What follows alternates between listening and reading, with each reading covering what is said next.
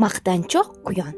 Bor desang borday ekan, yo'q desang yo'qday ekan. O'zi ham o'qday ekan, yurishi to'qday ekan.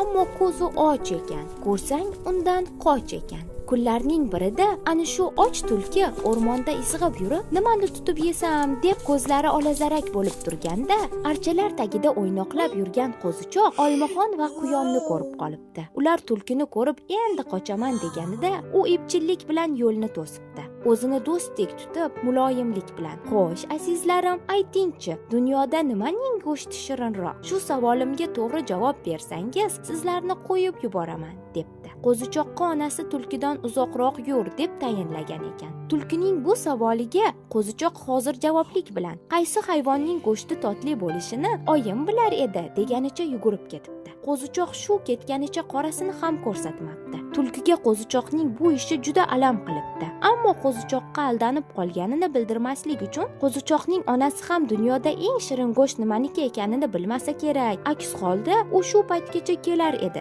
deb tulki yana savolini takrorlabdi. Olmaxon ham do'stlaridan tulki haqida ko'p eshitgan ekan. Qalt-qalt titragancha: "Tulki amaki, hozir men o'zim sizga dunyodagi go'shti eng shirin hayvonni topib kelaman", deb u ham bir zumda ko'zdan g'oyib bo'libdi. Nihoyat navbat quyonga kelibdi. U yo'rg'alaganicha tulkining yoniga borib, unga o'zini yaqin tutib maqtangisi kelibdi.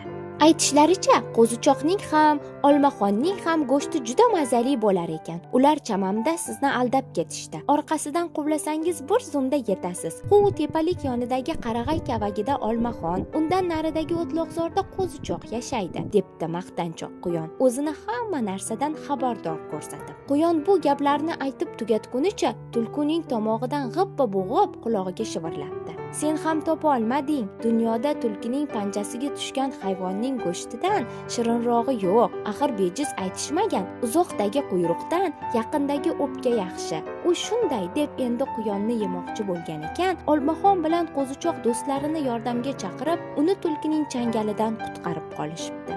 Al-qissa: do'stlariga xiyonat qilgan, dushmanidan yaxshilik umid qilgan maqtanchoq quyon tulkivoyga yem bo'lishiga oz qolibdi.